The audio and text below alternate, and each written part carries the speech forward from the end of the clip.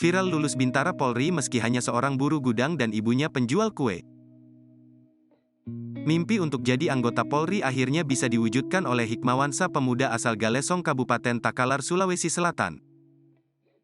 Hikmawansa alias Wawan jadi satu dari ratusan pemuda dinyatakan lolos seleksi masuk Bintara Polri.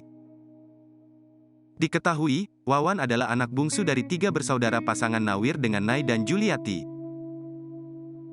Kedua orang tuanya merupakan petani padi yang hidup sederhana di kecamatan asal Pejuang Karaeng, Galesong itu.